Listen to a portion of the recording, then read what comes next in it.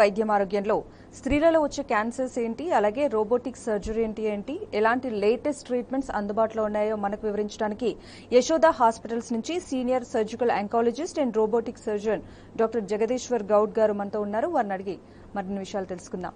Hello sir, welcome to our studio. అసలు స్త్రీలలో వచ్చే కామన్ క్యాన్సర్స్ ఏంటి సార్? కామన్గా వచ్చే రొమ్ము క్యాన్సర్ నెంబర్ 1 అండి. తర్వాత అండాశయం క్యాన్సర్ రెండవది, మూడవది గర్భసంచి క్యాన్సర్. ఈ మూడు చాలా కామన్గా వస్తున్నాయి. రొమ్ము క్యాన్సర్ విపరీతంగా ఈ మధ్య కాలంలో విపరీతంగా పెరిగిందండి. సో బ్రెస్ట్ క్యాన్సర్ అనేది ఎందుకు వస్తుంది, ఎలాంటి ట్రీట్మెంట్స్ అందుబాటులో ఉన్నాయి సార్? బ్రెస్ట్ క్యాన్సర్ యూజువల్గా హార్మోన్ రిలేటెడ్, అంటే ఓవర్ వెయిట్, ఫ్యాట్ కంటెంట్ ఎక్కువ ఉండడం వలన, 10% కేసెస్ జెనెటిక్ వలన ఎక్కువ వచ్చే అవకాశం ఉంటుంది. ఇవి dietary habits, food habits, over fat diet, ఇవి ఎక్కువ తీసుకోవడం వలన రావచ్చండి. సో బ్రెస్ట్ క్యాన్సర్ అని నిర్ధారించుకోవడానికి ఎలాంటి ఇన్వెస్టిగేషన్స్ చేస్తారు సార్? యూజువల్గా రొమ్ములో కంతి ఏదైనా నెల 2 నెలల కంటే ఎక్కువగా ఉంటే ఇమీడియట్ ఫ్యామిలీ డాక్టర్ సంప్రదించాలండి. Simple test, suppose ultrasound guided needle test అంటారు. స్కాన్లో చూసుకుంటూ అది నీడిల్ టెస్ట్ చేస్తే మనకు అది ఏం కంతి అని నిర్ధారణ అవుతుంది. కంతులలో 90% మామూలు కంతులే ఉంటాయి. 10% కేసెస్లో మాత్రమే క్యాన్సర్ ఉండొచ్చు. ఆ తర్వాత పేషెంట్ ఒకవేళ 35-40 ఇయర్స్ దాటి ఉంటే మ్యామోగ్రామ్ టెస్ట్ చేస్తే మనకు ఆ కంతిది గుణం తెలుస్తుంది. దాన్ని బట్టి మనం అది క్యాన్సరా కాదా నిర్ధారించవచ్చండి. సో పిల్లలకు పాలు ఇవ్వని వారిలో ఈ బ్రెస్ట్ క్యాన్సర్ అనేది ఎక్కువగా వస్తుంది అంటూ ఉంటారు, ఎంతవరకు నిజం? అది డైరెక్ట్గా హార్మోన్ రిలేటెడ్. పాలు లాక్టేషన్ ఎక్కువ ఇవ్వడం వలన పీరియడ్స్ డిలే అవుతాయి.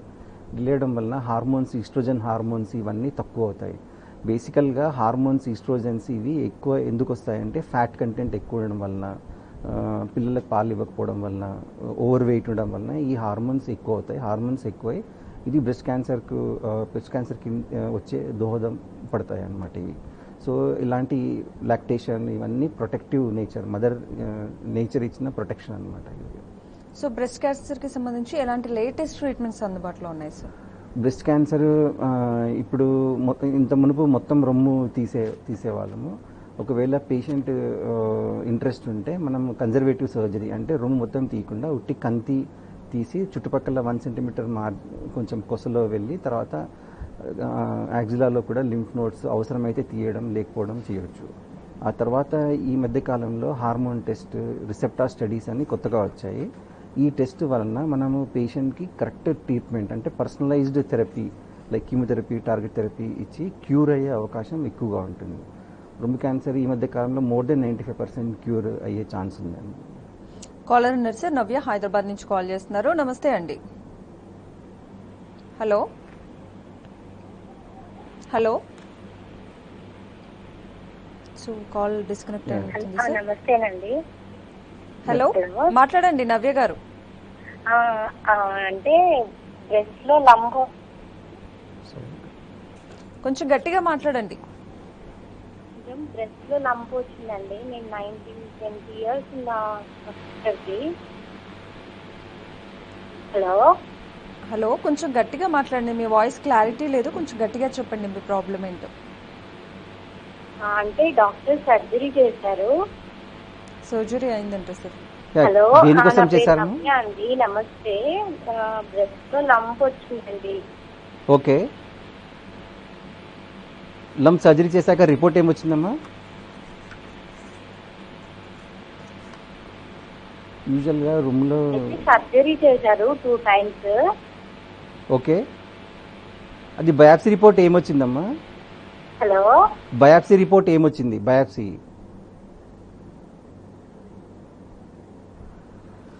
సో యూజువల్గా లంప్ వచ్చినప్పుడు మనం అల్ట్రాసౌండ్ గైడెడ్ బయాప్సీ చేస్తే ఓపెన్ సర్జరీ కాకుండా బయాప్సీతో నిర్ధారించవచ్చు అది ఏంటో. ఇప్పుడు తనకి చేసినట్టు లంప్ తీసేస్తే అందులో 2 రకాలు వస్తాయి. ఒకటి హార్మోన్ రిలేటెడ్ లైక్ ఫైబ్రోడినోసిస్, ఫైబ్రోడినోమా ఇలాంటివి ఉంటాయి. ఇంకొకటి క్యాన్సర్ కింద ఉంటాయి. సో హార్మోన్ రిలేటెడ్ అయితే అది అబ్జర్వేషన్లో పెట్టవచ్చు, ఇంకా ఏం చేసేది అవసరం ఉండదు. రొమ్ము క్యాన్సర్ అని ఒకవేళ వస్తే దాన్ని ఫర్దర్ వర్కప్ లైక్ స్కాన్ చేసి ఏ స్టేజ్లో ఉంది నిర్ధారించి స్టేజ్ బట్టి మనం ట్రీట్మెంట్ చేయవచ్చు. సో ఈ బ్రెస్ట్ క్యాన్సర్ అనేది ఎక్కువగా ఏ ఏజ్ గ్రూప్స్లో వస్తూ ఉంటుందండి?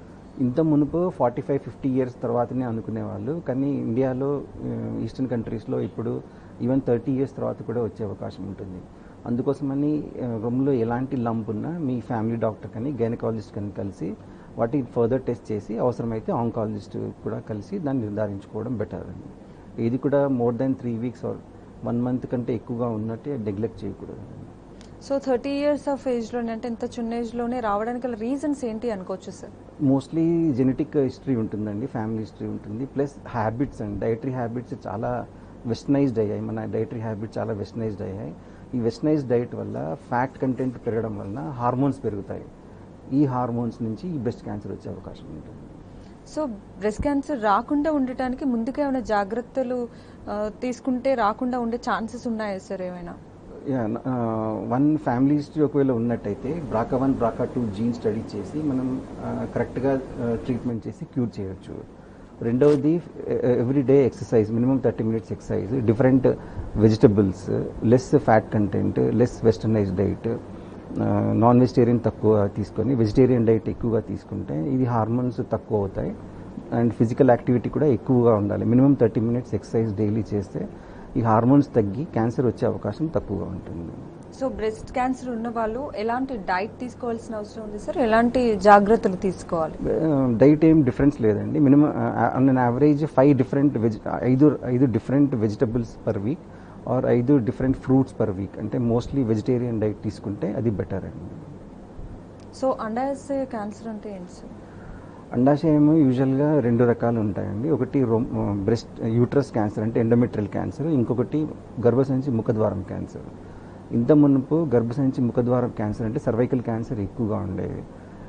ఈ మధ్య కాలంలో again hormone related endometrial cancer అంటే గర్భసంచి క్యాన్సర్ ఎక్కువగా జరుగుతున్నాయి. మనం గర్భసంచి ముఖద్వారం క్యాన్సర్ ఈజీగా గుర్తుపట్టవచ్చు. ప్యాప్స్మియర్ అనే simple test doesn't cost more than 100-150 rupees. ఆ టెస్ట్ తోటి మనం ఏమైనా ప్రాబ్లం ఉందా లేదా చేయొచ్చు. గర్భసంచి ముఖద్వారం క్యాన్సర్ ఒక 10 ఇయర్స్ బ్యాక్ కామనెస్ట్ క్యాన్సర్ ఉండేది. ఇప్పుడు అది తగ్గుముఖం పట్టి ఎండోమెట్రియల్ క్యాన్సర్ అంటే యూట్రైన్ క్యాన్సర్ ఎక్కువగా వస్తుంది ఇప్పుడు. సో ఈ అండాశయ క్యాన్సర్ అనేది ఎందుకు వస్తుంది సార్? అగైన్ ఇది కూడా ముఖద్వారం cancer is personal hygiene related, అంటే బ్యాడ్ సెక్షువల్ హ్యాబిట్స్ కానీ లేదా హైజీన్ సరిగా పెట్టుకోకపోవడం వల్ల కానీ ఇలాంటి వలన రావచ్చు. అండ్ ఇంకొకటి హ్యూమన్ ప్యాపిలోమా వైరస్ అనే వైరస్ ద్వారా కూడా ఇది రావచ్చు. దీనికి మనకు హ్యూమన్ ప్యాపిలోమా వైరస్కి యాంటీ క్యాన్సర్గా వ్యాక్సిన్ కూడా అవైలబుల్ ఉన్నాయండి. HPV వ్యాక్సిన్కి అగేన్స్ట్గా క్యాన్సర్ వ్యాక్సిన్స్ కూడా అవైలబుల్ ఉన్నాయి. ఎండోమెట్రియల్ క్యాన్సర్ రొమ్ము క్యాన్సర్ లాగా ఉంటుంది, అది కూడా hormone related. Again oestrogens, hormones, over weight, obesity వీళ్ళకి ఎక్కువగా వచ్చే అవకాశం ఉంటుంది. సో ఎలాంటి ఇన్వెస్టిగేషన్స్ ద్వారా దీన్ని రూల్ అవుట్ చేయొచ్చు సార్? మేము ఎండోమెట్రియల్ క్యాన్సర్ పిపెల్ ఫోర్సెస్ బయాప్సీ అని బయాప్సీ ద్వారా తెలుసుకోవచ్చు. అలాగే MRI స్కాన్ చేస్తే మనం అది ఏ స్టేజ్లో ఉంది, ఆపరేషన్ చేయొచ్చా లేదా అని తెలుసుకోవచ్చు అండి. క్యాన్సర్ ఒకసారి నిర్ధారణ అయినాక మనం పెట్ స్కాన్ చేస్తే, హోల్ బాడీ పెట్ స్కాన్ చేస్తే మనకు అది ఏ స్టేజ్లో ఉంది, first stage, second stage, third స్టేజ్లో ఉందా, దాన్ని బట్టి ట్రీట్మెంట్ చేయొచ్చు. స్టేజ్ 1లో ట్రీట్మెంట్ క్యూర్ అయ్యే అవకాశం ఉంటుంది. కాలర్ ఉన్నారు సార్, విద్య హైదరాబాద్ నుంచి కాల్ చేస్తున్నారు. నమస్తే అండి. హలో హలో హలో విద్య గారు, హలో. ఓకే సార్, చిన్న బ్రేక్ తీసుకుందాం సార్. వైద్యం ఆరోగ్యంలో షార్ట్ బ్రేక్ తీసుకుందాం. శ్రీవిత.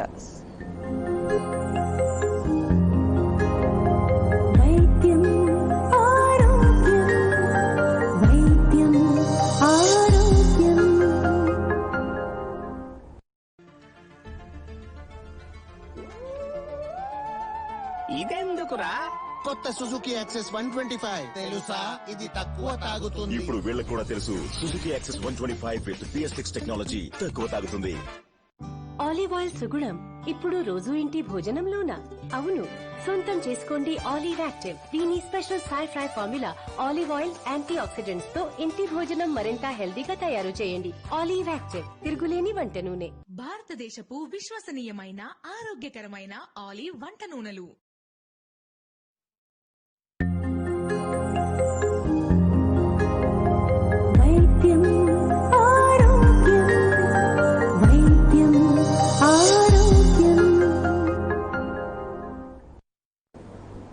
Welcome back.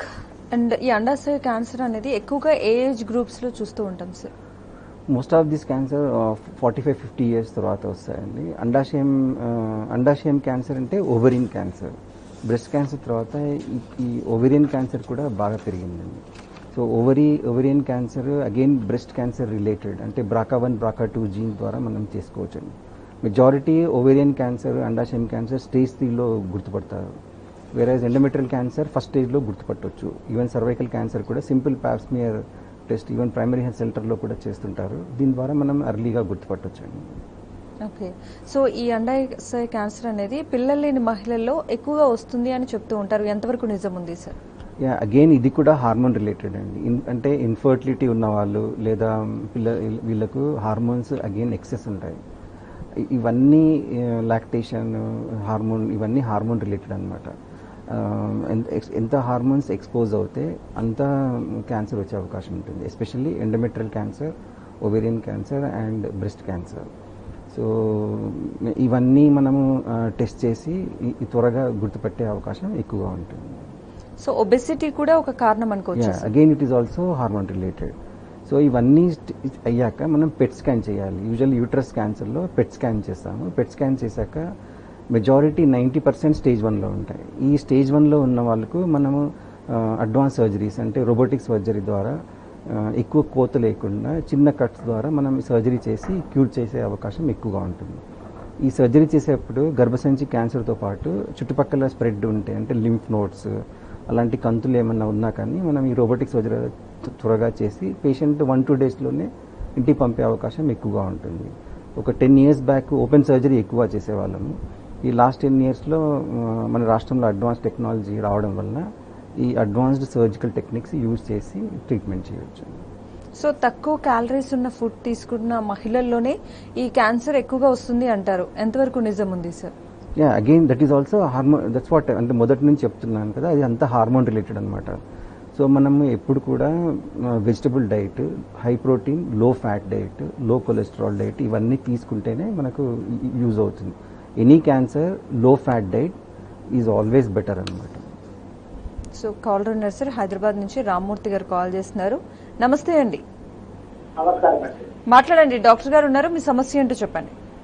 డాక్టర్ గారు నమస్కారం అండి. నమస్తే అండి.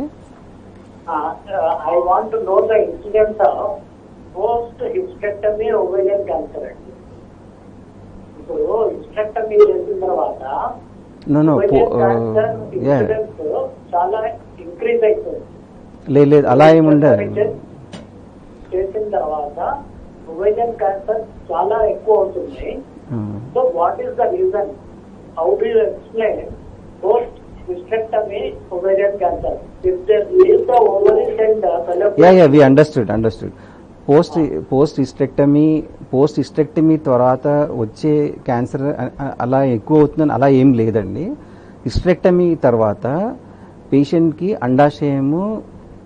పేషెంట్కి చెప్పకుండా మనం అండాశయం తీయము. సో ఓవరీస్ యూజువల్గా ప్రిజర్వ్ చేస్తాము. సో యూట్రస్ తీసేశాక బ్లడ్ సర్క్యులేషన్ ఓవరీకి తక్కువయ్యి ఓవరీలో సిస్ట్ వచ్చే అవకాశం ఎక్కువగా ఉంటుంది. సిస్ట్ కానీ మామూలు కంతులు వచ్చే అవకాశం ఉంటుంది. సో అది మిస్ఇంటర్ప్రిట్ అయ్యి క్యాన్సర్ లాగా అనుకుంటారు. అది క్యాన్సర్ కాకుండా ఓవేరియన్ సిస్ట్లు ఎక్కువ వచ్చే అవకాశం ఉంటుంది బికాస్ ఆఫ్ లెస్ వాస్కులారిటీ. గర్భసంచి తీసేసినంత మాత్రాన ఓవేరియన్ క్యాన్సర్ పెరుగుతుందని ఎక్కడా లేదండి. గర్భసంచి తీసేసినాక అలాంటి ఇన్సిడెంట్స్ ఏం లేదు. అవి రెగ్యులర్ స్కాన్ చేసుకుంటారు కాబట్టి అండాశయంని తొందరగా గుర్తుపడతారు. గర్భసంచి ఆపరేషన్ అయ్యాక ఏ డాక్టర్ అయినా రెగ్యులర్ ఫాలోఅప్, రెగ్యులర్ చెకప్ చేస్తుంటారు. So post hysterectomy ovarian cancer increase అవుతుంది అనేది కారణం ఎక్కువగా ఏం లేదండి. అండ్ ఇంకొకటి హిస్టెక్టమీ చేసేప్పుడు ఎప్పుడైనా కానీ ఒకవేళ ఓవరీ తీస్తే ట్యూబ్స్ తీయాలన్నమాట. ఓవరీ ఉంచేసినా కానీ ట్యూబ్స్ తీసేసేయాలి. జనరల్గా ఈ క్యాన్సర్ ట్యూబ్స్లో స్టార్ట్ అవుతుంది. సో సైంటిఫికల్గా, టెక్నికల్గా కరెక్ట్ సర్జరీ అంటే ట్యూబ్స్ తీసేసి ఉట్టి ఓవరీ ఉంచేసి బ్లడ్ సర్క్యులేషన్ ఓవరీకి మనం క్లియర్గా ఉంచితే ఈ సిస్ట్లు వచ్చే అవకాశం తక్కువగా ఉంటుంది. కాలర్ ఉన్నారు సార్, విద్య హైదరాబాద్ నుంచి కాల్ చేస్తున్నారు. నమస్తే అండి. హలో.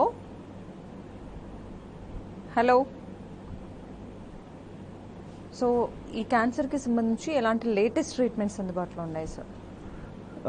నంబర్ 1, పేషెంట్ని అడ్వాన్స్డ్ బయాలజికల్ టెక్నాలజీ అంటే correct receptors, hormones like ER PR, హర్టున్యూ, తర్వాత CA-125 ఇలా అవన్నీ బ్లడ్ టెస్ట్లు చేసి మనం ఫాలోఅప్లో తొందరగా గుర్తుపట్టవచ్చు.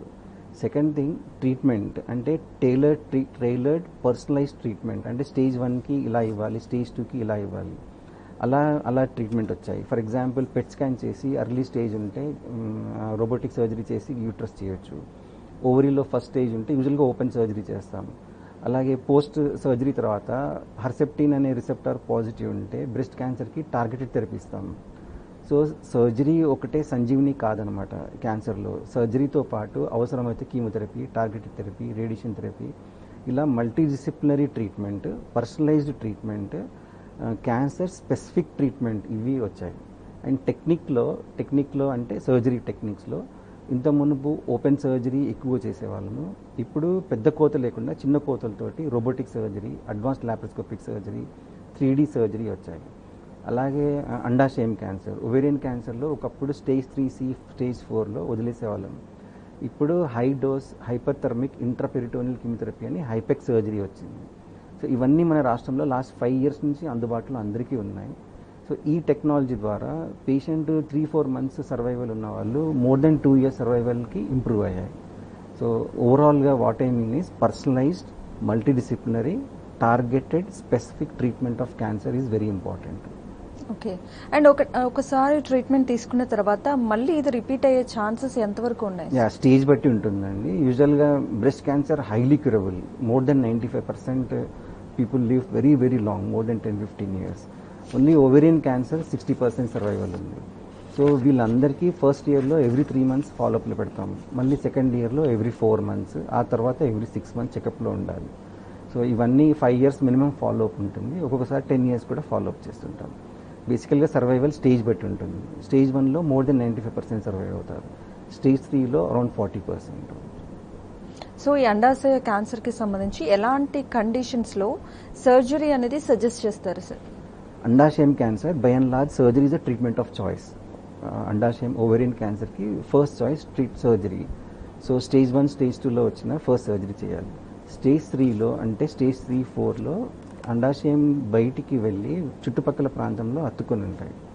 అలాంటి వాటికి సర్జరీ చేస్తే ప్రయోజనం ఉండదు. సో ముందు జాగ్రత్తగా ఫస్ట్ కీమోథెరపీ ఇస్తాము.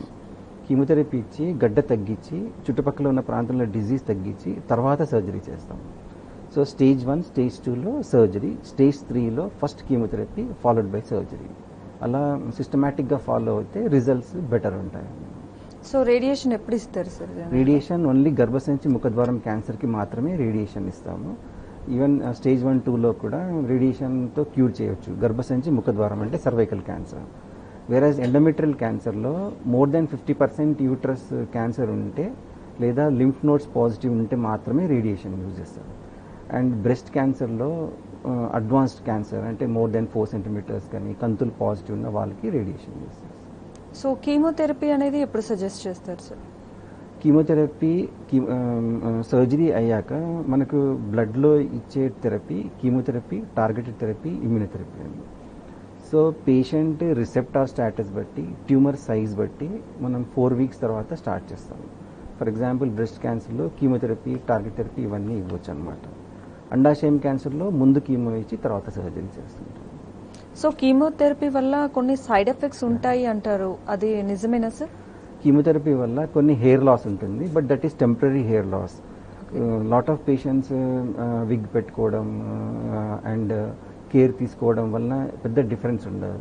సో ఎలపీషియా అంటే టెంపరీ హెయిర్ లాస్ ఉంటుంది. నాజియా, వామిటింగ్ ఒకవేళ ఉంటే టాబ్లెట్స్ అవైలబుల్ ఉన్నాయి, వాటి ద్వారా కంట్రోల్ చేయొచ్చు.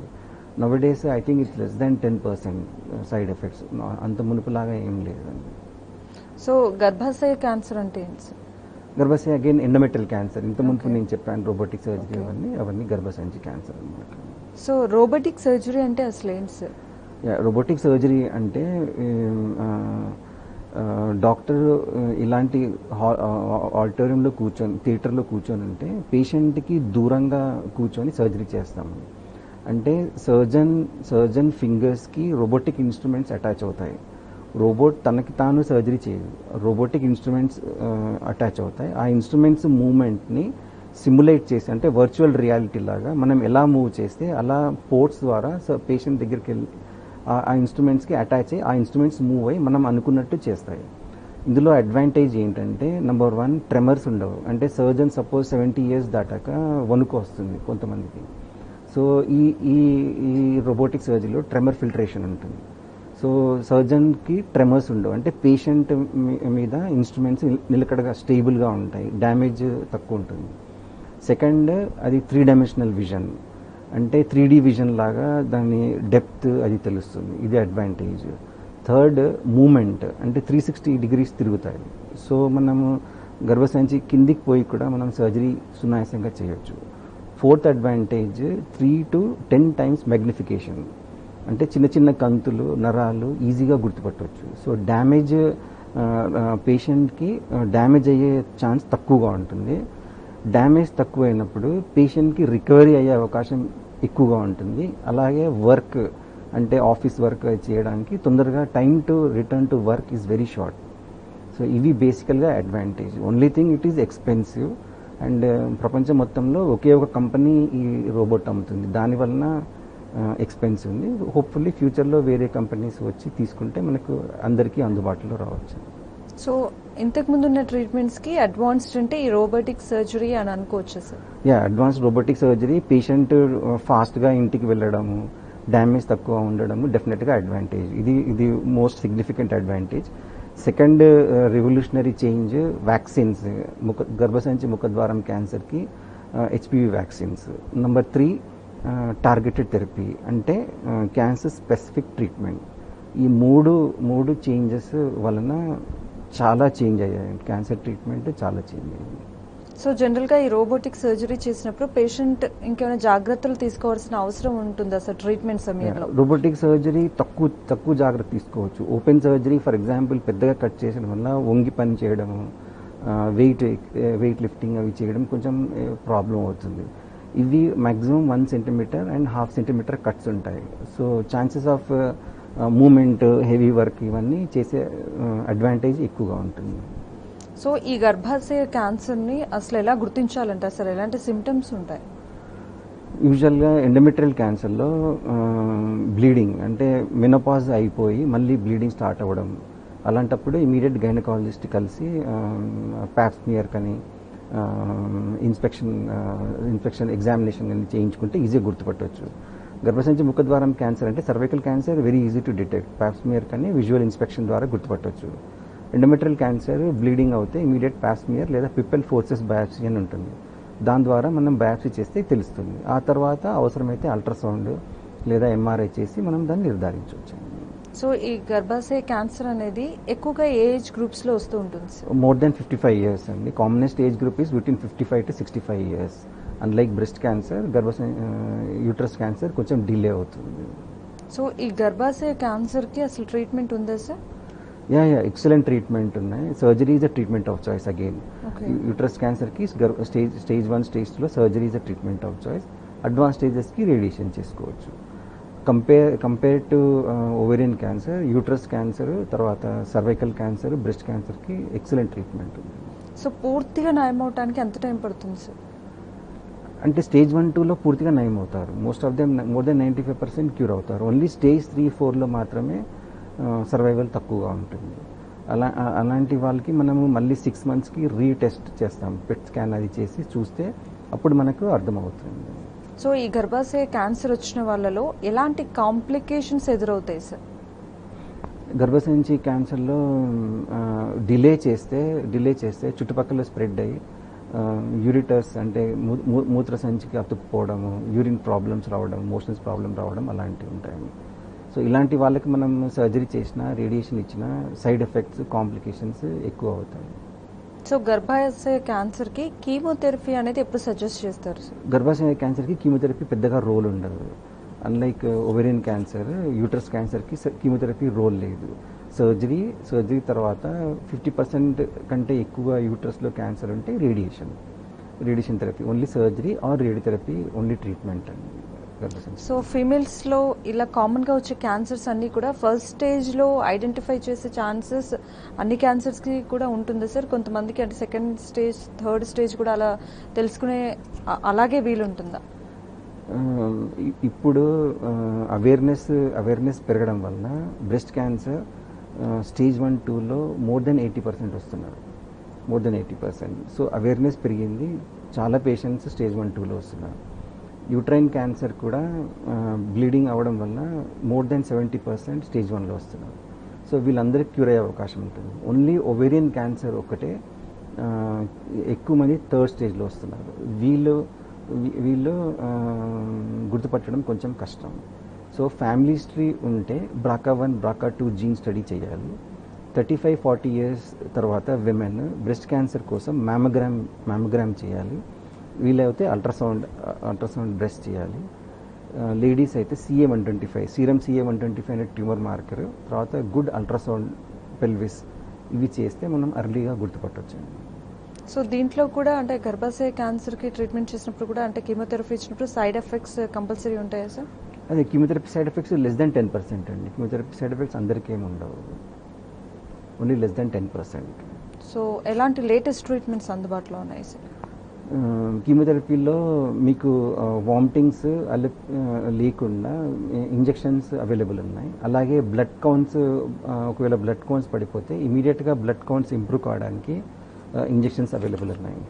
అండ్ మనం బివసిజిమాబ్ అని టార్గెటెడ్ థెరపీ కూడా అవైలబుల్ ఉన్నాయి. సో ఇవన్నీ మిక్స్ చేసి పేషెంట్కి ఏది సూటబుల్ అంటే రిసెప్టార్ స్టడీ బట్టి, హార్మోన్స్ స్టడీ బట్టి మనం కరెక్ట్ ట్రీట్మెంట్ ఇస్తే సైడ్ ఎఫెక్ట్స్ తక్కువగా ఉంటాయి. అండ్ పేషెంట్ని హై ప్రోటీన్ డైట్ ఫాలో అవ్వాలి, ఎక్సర్సైజ్ చేస్తుండాలి, సైకలాజికల్గా కూడా సపోర్ట్ ఇవ్వాలి. అలా 4 months సపోర్ట్ ఇస్తే దెన్ డెఫినెట్గా సైడ్ ఎఫెక్ట్స్ తక్కువ ఉంటాయి. ఓకే అండి, స్త్రీలలో వచ్చే క్యాన్సర్స్ గురించి అండ్ రోబోటిక్ సర్జరీ గురించి చాలా వాల్యుబుల్ ఇన్ఫర్మేషన్ తెలియజేశారు. Thank you so much sir. So ఇది వాళ్ళ వైద్యం ఆరోగ్యం. Stay with us.